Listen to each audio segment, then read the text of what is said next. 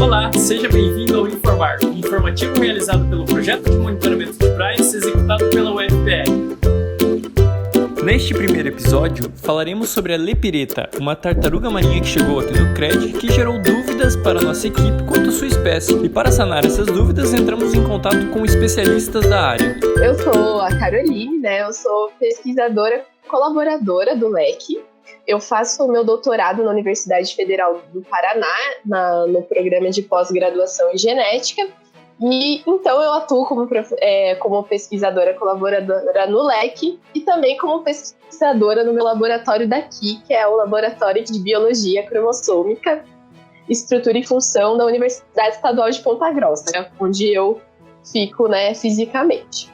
Então, desde o meu mestrado, em 2015, que eu fiz aqui na UEPG, que eu trabalho com a citogenética das tartarugas marinhas. Então, o que é a citogenética? A citogenética é o estudo dos cromossomos de uma espécie, Então, eu iniciei esse trabalho no meu mestrado, que eu defendi em 2017. Então, eu já entrei no doutorado e continuo dando continuidade a esse trabalho e descobrindo cada vez mais coisas, Então, estudos citogenéticos, não eram conduzidos em espécies de tartarugas marinhas há alguns bons anos, sabe? Então, o que se sabia até então eram os dados que eram proporcionados pelo que a gente chama citogenética clássica, Então, com esses dados, a gente consegue avaliar o número de diploide de uma espécie, a morfologia dos cromossomos dessa espécie,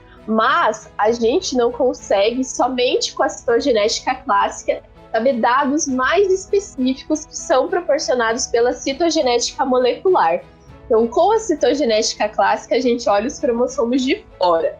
E com a citogenética molecular, a gente consegue olhar eles de dentro, Então, detectando variações mais específicas entre as espécies. Então, o meu estudo, ele objetiva desenvolver marcadores cromossômicos para essas espécies. Então, eu trabalho com as 4 espécies da família Chelonidae, que ocorrem no litoral brasileiro, que é a tartaruga verde, a tartaruga cabeçuda, a tartaruga de pente e a tartaruga oliva.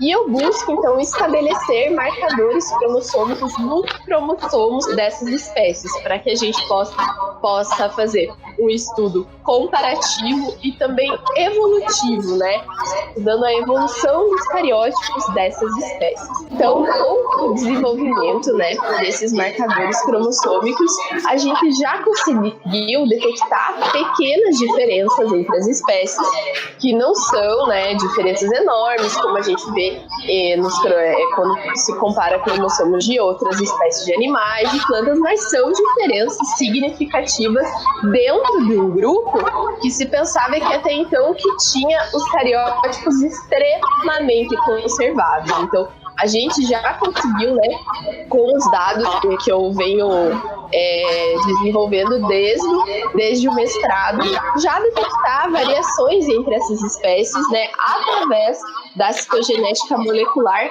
associada à citogenética clássica. Aí então, começou a aparecer o hibridismo já. O hibridismo, exatamente. Porque até então, eu estudava as espécies puras das tartarugas marinhas. Então, eu sabia como era o cromossomo de uma tartaruga verde, que era verde mesmo, de uma cabeçuda, que era cabeçuda mesmo, até que eu me encontrei com as híbridas. Porque o que acontece?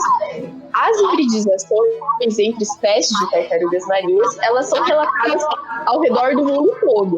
Porém, na costa brasileira, especificamente na Bahia, a gente tem a maior taxa de hibridização entre tartarugas marinhas do mundo, Então, é um fenômeno que ocorre, que está ocorrendo naturalmente na costa brasileira e que a gente ainda sabe muito pouco, Caramba, que da hora isso! Sobre tudo isso. Então, o que se tem de estudos, de hibridização, são estudos mais voltados para o sequenciamento de genes de DNA mitocondrial e de DNA nuclear para a identificação dos parentais, dessas espécies.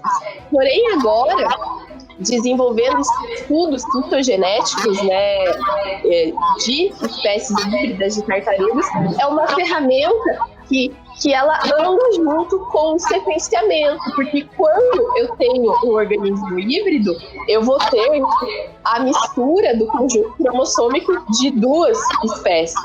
E como eu já sei diferenças entre uma espécie e outra, através dos cromossomos eu consigo saber híbrida de qual espécie é com qual espécie é, que é o que a gente chama de citotaxonomia, que é você identificar espécies através dos cromossomos. Porém, somente com os cromossomos eu não sei dizer quem é o pai e quem é a mãe. Para a identificação dos parentais, a gente precisa, né, andar com o sequenciamento. Mas, então, com esses marcadores cromossômicos que eu já venho desenvolvendo, aplicados ao estudo de cariótipos híbridos, eu posso tentar ver as consequências dessa hibridização, né? Porque sabe que em organismos híbridos, um cromossomo a menos, uma região do cromossomo a mais, uma região do cromossomo a menos, já causa consequências enormes, né? E a gente ainda não sabe até onde vai as consequências dessa hibridização. Porque sabe-se que existem os organismos híbridos de geração F2, mas estudos recentes desse ano já verificaram que nem todos esses organismos, né, da geração F2 são viáveis, ou seja, não se sabe se estão chegando à idade adulta, se estão se reproduzindo, se estão morrendo já quando filhotes. Essa geração F2 que você fala, eles são os filhos dos primeiros híbridos da geração F1. Exatamente, que a gente tem os parentais, que são duas espécies diferentes, que se cruzaram e deram origem aos híbridos da primeira geração, que seria a geração F1, e esses híbridos da primeira geração, eles podem estar se cruzando com outros organismos híbridos ou com outras espécies puras, né, gerando então os híbridos de segunda geração. Então se sabe que esses híbridos de primeira geração, eles estão férteis, eles se reproduzem e os filhotes nascem, mas não se sabe até onde está indo essa geração F2, porque o hibridismo ele pode ter consequências, como eu falei lá, na vida adulta, ou desde filhote. Também a gente não se sabe a consequência geral desse hibridismo, porque pode ser que alguns organismos híbridos se desenvolvam mais que as espécies puras, que estejam se reproduzindo, né? Uhum. Então, não se sabe até onde vai as consequências desse hibridismo. Ainda não foi descoberto um indivíduo F3, no caso. Exatamente. A terceira geração. Então a gente tem que aliar esses estudos genéticos para tentar entender, né, os mecanismos que estão permitindo a hibridização e como que ela está acontecendo, porque pode ser que eu consiga um material de indivíduo híbrido e que eu já observe que esse conjunto cromossômico desse indivíduo híbrido está desbalanceado. Então isso já inviabiliza ele, porque se o conjunto cromossômico que eu estou observando está desbalanceado, provavelmente os gametas também estão. Então, se ele for reproduzir, pode ser que nem forme, né, o zigoto, ou que forme, não se desenvolva. Aí entram, né, os mecanismos de consequências dessa hibridização. Então, a importância é que a gente procure entender cada vez mais esse fenômeno que acontece tanto aqui na nossa costa, né? Que é muito interessante e a gente precisa entender e investigar para tentar entender o que está acontecendo, né? E conta mais um pouco pra gente do caso dessa lepireta que a gente teve aqui no CRED. Então, no caso a lepireta, a gente tem níveis de hibridização, né? No caso dela, ela é um indivíduo que ela já apresenta a morfologia de um híbrido, né? Ela tem uma coloração um pouco de cabeçuda, com um tamanho, um corpinho um pouco de tartaruga oliva, então ela já tem essa morfologia bagunçada, né? Então, essa é uma tartaruga que foi encontrada encalhada aqui na praia dia 3 de maio. Quando ela foi encontrada na areia, ela estava muito fraca, muito debilitada, muito magra, com os olhos fundos e bastante areia na boca e muito epibionte na carapaça dela. Então esse animal foi trazido para a CRED onde a gente fez um protocolo terapêutico, a gente foi tratar esse animal. A gente fez fluidoterapia, né, onde a gente administrou soro nesse animal para restabelecer a hidratação, feito algumas medicações, fizemos um exame de sangue que comprovou uma anemia bem severa nesse animal e fizemos a higienização corporal, tirando esses epibiontes que eram as algas, algumas conchas que estavam incrustadas ali na carapaça. Com isso, a gente revelou pra gente um animal de uma coloração totalmente atípica, um animal muito mais claro do que o que a gente está acostumado. E aí veio aquela suspeita, será que é um animal híbrido? Será que realmente é de tal espécie? E aí mandamos fazer um exame para identificar isso.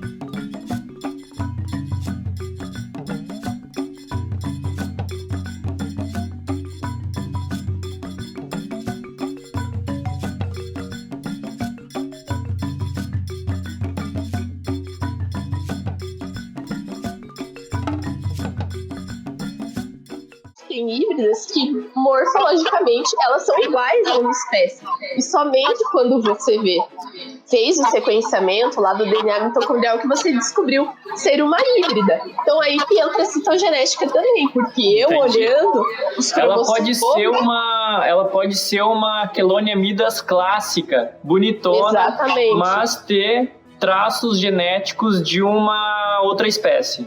Exatamente, e aí então que entra a citogenética também como uma ferramenta, né, de identificação dessas espécies, porque o conjunto cromossômico de uma espécie é o mesmo a vida toda, então desde o filhotinho até adulto, ele sempre vai ter os mesmos, então o híbrido vai ter os cromossomos das duas espécies desde sempre, então entendi. Ela pode ser inteira tartaruga verde, como você falou, mas com os cromossomos eu vou ver que não é uma tartaruga verde pura, e daí associado ao sequenciamento a gente pode identificar os parentais e confirmar realmente híbrida de qual espécie com qual que é. E qual que é o procedimento para você descobrir que ela é uma híbrida de fato? Então, para a gente ter, né, os cromossomos dessas espécies em mãos, a gente realiza uma coleta de sangue e a partir desse sangue a gente faz um cultivo temporário dos linfócitos desse sangue, que são um tipo de célula, né, que se encontra no sangue. Então, eu coloco esse sangue no meio de cultura, esse meio de cultura ele é enriquecido com nutrientes. Então, ele simula, né, a própria tartaruga, só que num vidrinho de meio de cultura. E nesse meio de cultura, a gente também tem um fator que promove a divisão celular. Então, eu vou pegar essas células do sangue e elas vão se dividir novamente por um tempo determinado. Então, esse cultivo ele dura 72 horas em uma temperatura adequada de 30 graus. Essa temperatura pode variar um pouquinho. E após essas 72 horas, as células se encontram no estágio que eu preciso para os estudos citogenéticos, que é o estado de metástase, né? Então, após essas 72 horas, o material é processado para então a gente ver as células bonitonas com os cromossomos, né, no meio do núcleo da célula, que é como a gente vê nas fotos. Né? Uhum. E daí, através dessas fotos que você consegue identificar as diferenças entre um cromossomo padrão, vamos dizer, e o híbrido. Exatamente, porque quando eu tenho essa foto, o próximo passo é montar o procariótipo. Então, eu vou ver que tem 56 cromossomos, né, que é o número de diploide de todas as espécies de tartarugas marinhas. Então tá ok, tenho 56. Mas quando eu vou parear esses cromossomos, que é achar o parzinho deles, que é um cromossomo de mesma morfologia e tamanho aproximado, eu vejo que não bate. Porque, como eu te falei, são encontradas pequenas diferenças no que diz respeito à morfologia desses cromossomos. Então, uma tartaruga híbrida que é resultado metade do conjunto cromossômico de uma espécie e metade do conjunto cromossômico de outra espécie, esses cromossomos, eles são semelhantes, mas eles não são mais homólogos, certo? Então, eles têm partes semelhantes que permitem eles parearem na hora da divisão celular e se separarem, mas eles não são cromossomos homólogos. Então, como as espécies diferem um pouco na morfologia de alguns cromossomos, eu vejo que na hora de eu organizar esses cromossomos, eu tenho um cromossomo de morfologia subtelocêntrica que está pareado com o cromossomo de morfologia acrocêntrica, porque esse par é acrocêntrico em uma espécie, enquanto o mesmo par é subtelocêntrico na outra espécie. Então, na hora de parear, fica um cromossomo de cada espécie, né? Essa tartaruga que a gente está aqui é uma Lepi com careta, né? Uhum. E lá na Bahia eram das outras espécies, né? Então hoje você já possui a informação genética de todas as espécies híbridas, isso? Então, na verdade, eu possuo informação genética de todas as espécies puras, né? Puras. Das híbridas. Eu tenho somente essas duas híbridas, que é a Lepi careta, que é uma tartaruga oliva com tartaruga cabeçuda, e a que eu coletei na Bahia, que é uma tartaruga verde com tartaruga de pente. Sim, eu tenho a misturança ali entre as 4 espécies, mas não são todas as possibilidades, né? De hibridização que a gente tem disponível, mas somente com essas duas a gente já descobre, né, bastante coisa, bem interessante. E o nosso objetivo é justamente aplicar esses marcadores cromossômicos que já vêm sendo desenvolvidos nessas espécies, nessas tartarugas híbridas, para ver como é que tá, né? Organizado nelas, o que muda, será que tá faltando coisa já nesse organismo híbrido? Isso já pode dizer um pouco sobre a genética dela, né? Isso então, é o que você tá vendo agora na tese do seu doutorado. Exatamente.